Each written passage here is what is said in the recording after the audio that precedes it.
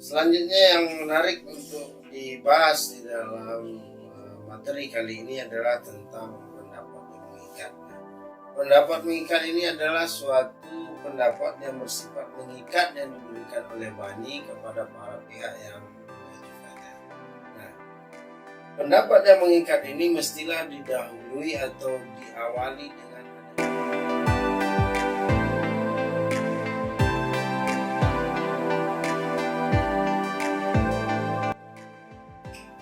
dan bahwasanya manusia tidaklah memperoleh selain apa yang telah diusahakan.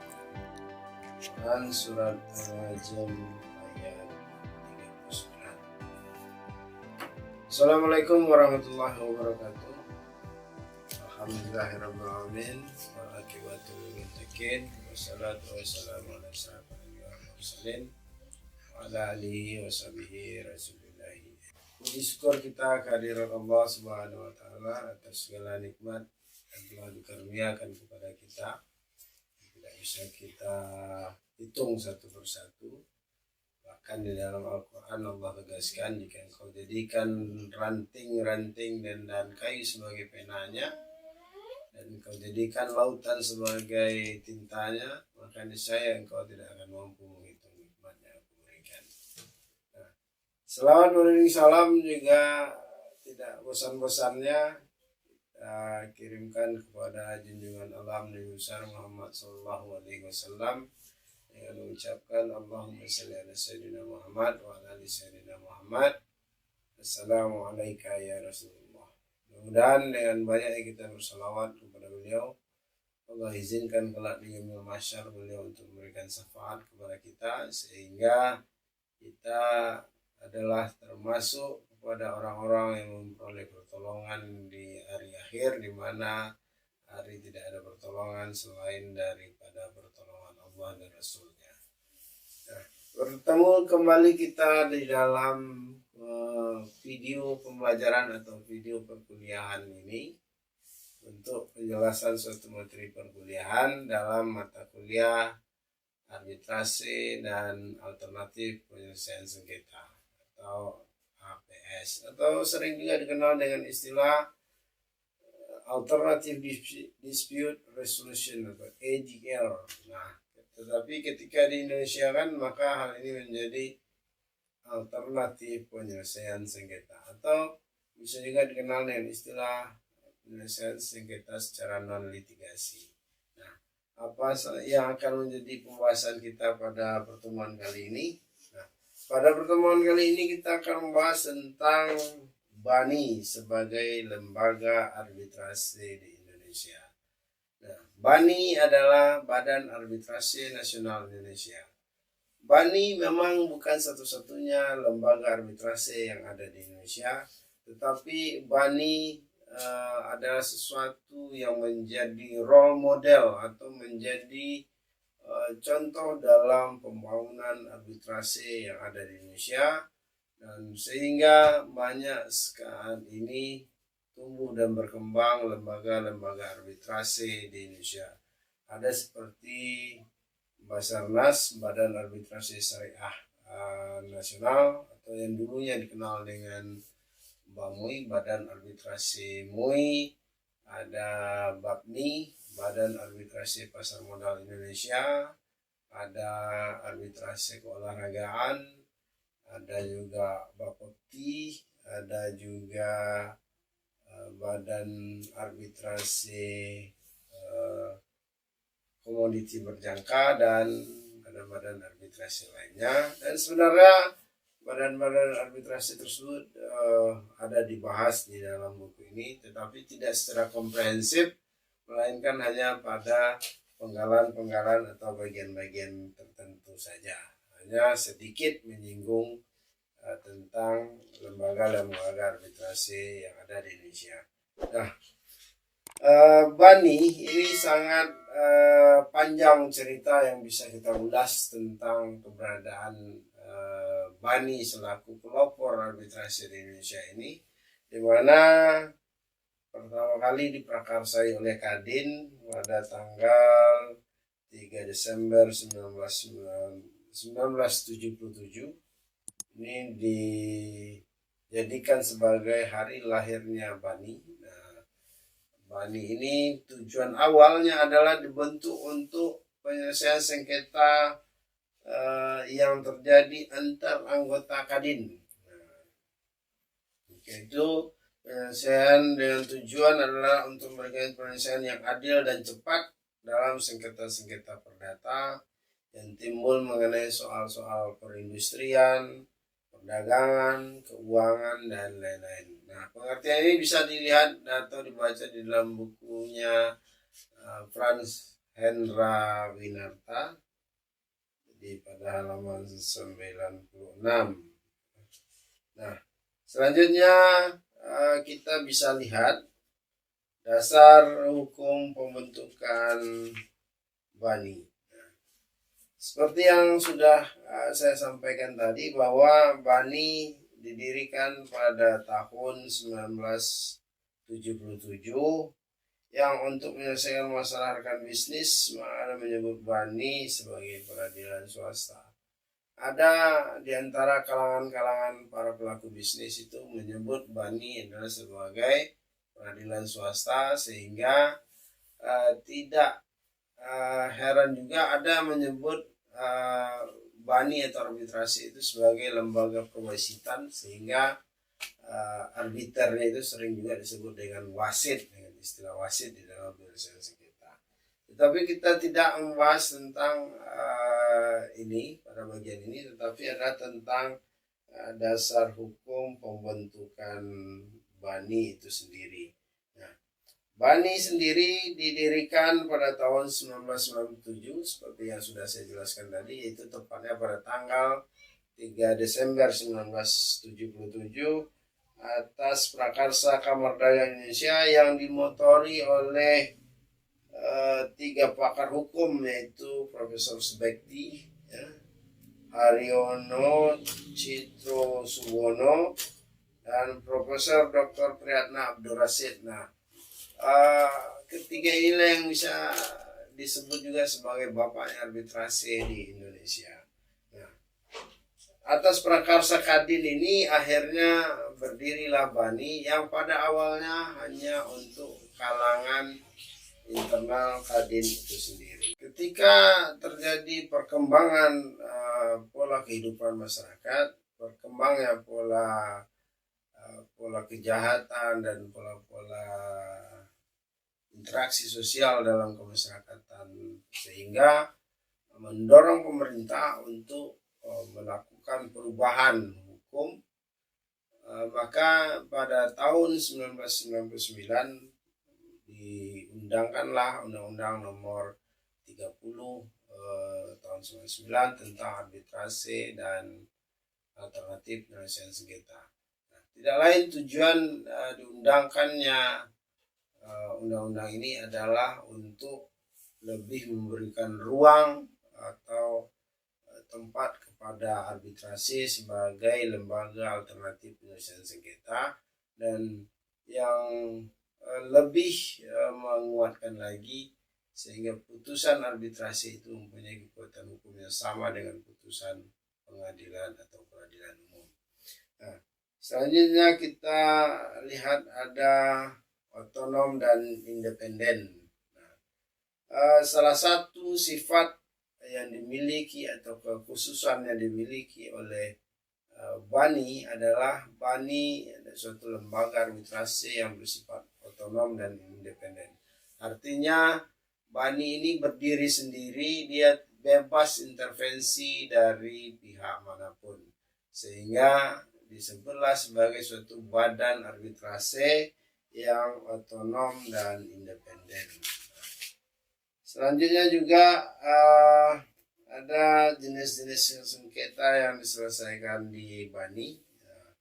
Hal ini bisa dilihat dari apa yang dipublikasikan di dalam websitenya Bani. Ini perkara Bani dari tahun ke tahun, pada tahun 77 sampai 1986. Bani hanya menyelesaikan atau menerima 27 perkara atau sengketa. Pada tahun 87 sampai 96 meningkat menjadi 56 perkara. pada tahun 1997 sampai 2006 meningkat menjadi 215 pengajuan perkara sengketa ke BANI, dan pada tahun 2007 sampai 2006 melonjak menjadi 728 sengketa. Nah, untuk 3 tahun terakhir 2006 sampai 2015 sampai 2017 maksudnya, jumlah perkara yang diselesaikan BANI yaitu 365 perkara.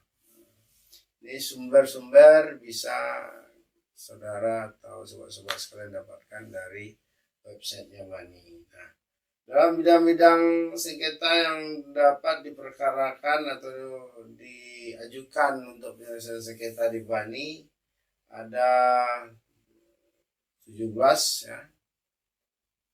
Yang pertama korporasi, yang kedua ada asuransi, yang ketiga lembaga keuangan, yang keempat ada perbankan, 5 telekomunikasi, 6 fabrikasi, yang ketujuh pertambangan, 8 angkutan laut dan angkutan udara, yang ke-9 lingkungan hidup, 10 perdagangan, yang ke-11 lisensi, 12 franchise, 13 distribusi dan keagenan, dan hak 14 ada hak kekayaan intelektual, yang kelima maritim dan perkapalan, yang keenam ada konstruksi, 16 maksudnya, yang ke-17 ada penginderaan dan lain-lain.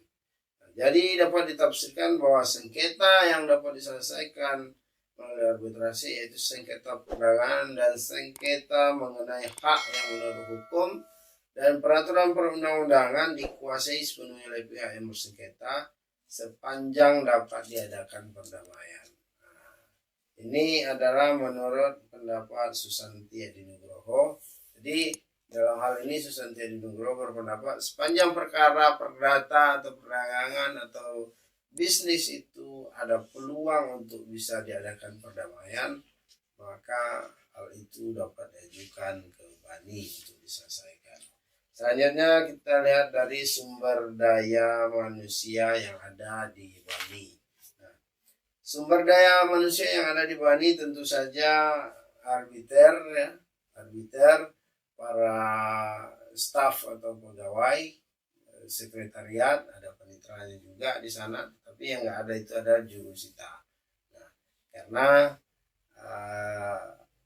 BANI bukanlah lembaga peradilan seperti layaknya peradilan umum yang memiliki jurusita untuk melaksanakan isi putusan. Salah satunya tugasnya adalah, ketika akan melaksanakan isi putusan, maka yang melaksanakan isi putusan BANI itu adalah peradilan umum. Nah, bagaimana caranya? Nanti ada pembahasan secara khusus. Yang ke-8 ada peranan BANI sebagai peradilan swasta. Ini penjelasan cukup panjang ya.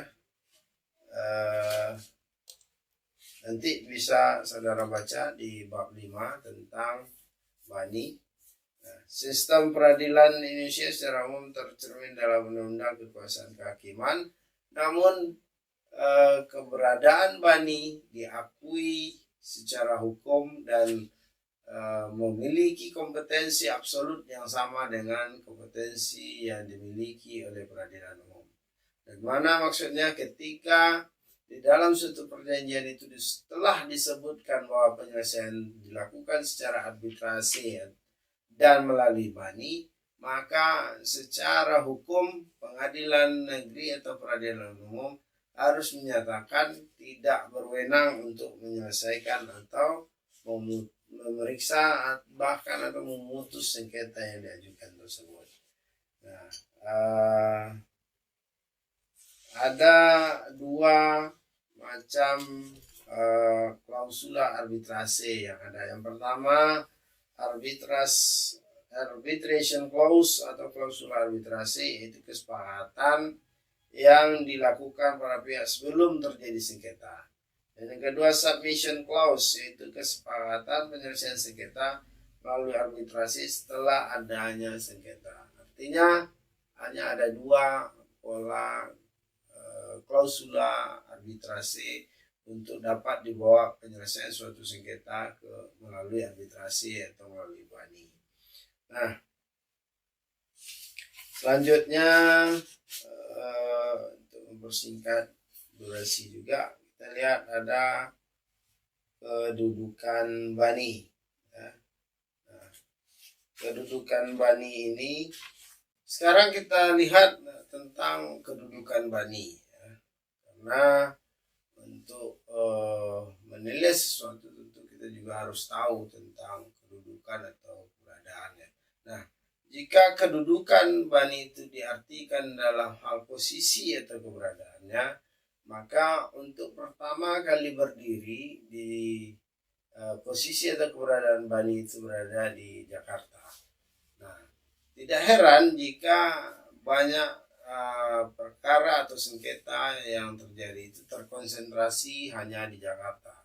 Mungkin bisa jadi menyangkut operasional berperkara juga menjadi pertimbangan para pihak untuk memilih menyelesaikan sengketa melalui BANI, karena mungkin di daerah-daerah yang jauh dari Jakarta secara langsung tentunya berimplikasi kepada besarnya ongkos atau operasional perjalanan menuju Jakarta, menjadi pertimbangan para pihak untuk memilih penyelesaian sengketa melalui arbitrase atau BANI. Nah, setelah terjadi perkembangan sosialisasi arbitrase yang semakin lama semakin maju, maka akhirnya di beberapa daerah itu dibentuk perwakilan BANI, seperti yang ada di beberapa kota besar, ini di Bandung, Surabaya, Medan, Palembang, bahkan juga ada di Jambi, Pontianak, dan Denpasar. Nah, itu adalah beberapa kota yang memiliki perwakilan atau kedudukan BANI. Nah, tempat-tempat tersebut bukan merupakan kantor cabang atau wilayah yurisdiksi, tetapi lebih kepada untuk memudahkan para pihak di dalam penyelesaian sengketa secara arbitrase. Makanya ketika misalnya para pihak ini berada di Medan, maka mungkin dapat mengajukan penyelesaian sengketanya di BANI perwakilan Medan.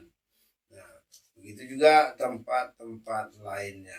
Selanjutnya yang menarik untuk dibahas di dalam materi kali ini adalah tentang pendapat yang mengikat. Nah, pendapat mengikat ini adalah suatu pendapat yang bersifat mengikat yang diberikan oleh BANI kepada para pihak yang mengajukannya.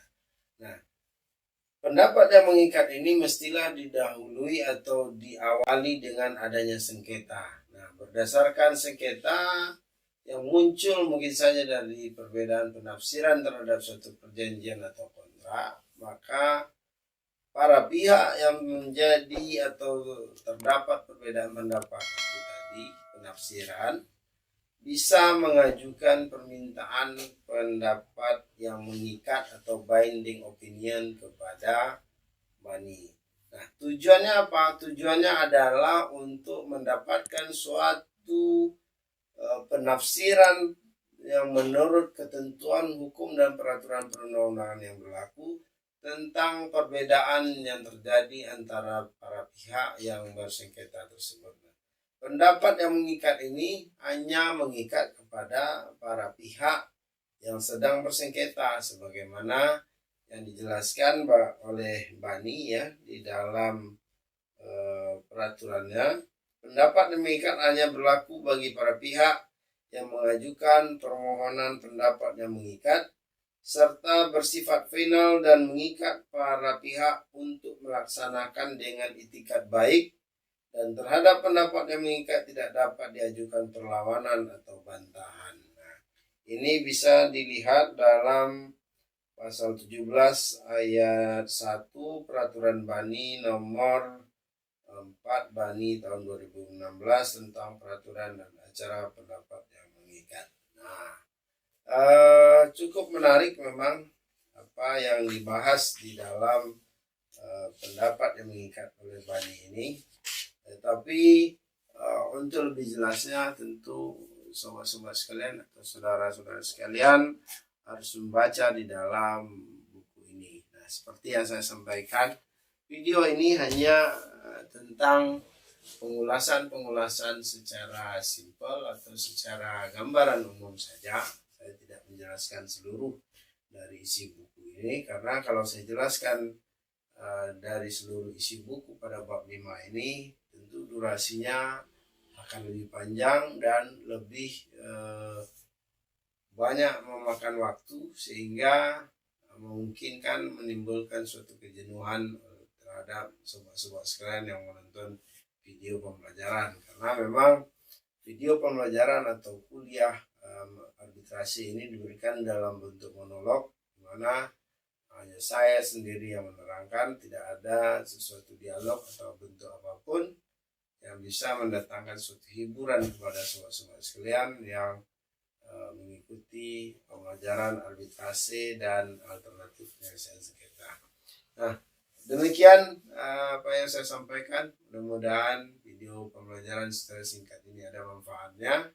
Sekali lagi saya ingatkan atau saya sampaikan di dalam video ini bahwa apa yang saya sampaikan ini bukanlah suatu kebenaran mutlak yang tidak ada bantahannya, tapi ini adalah sebagai suatu membuka wacana berpikir pada sobat-sobat sekalian, sehingga ketika sobat-sobat sekalian tertarik untuk mempelajari arbitrasi, bisa dengan cara melakukan penggalian informasi atau penggalian sumber-sumber bacaan pembelajaran lainnya secara lebih komprehensif, sehingga bisa mendapatkan sobat-sobat sekalian bisa mendapatkan suatu informasi yang lebih banyak referensi untuk sebagai bahan perbandingan. Billahi taufiq wal hidayah. Assalamualaikum warahmatullahi wabarakatuh.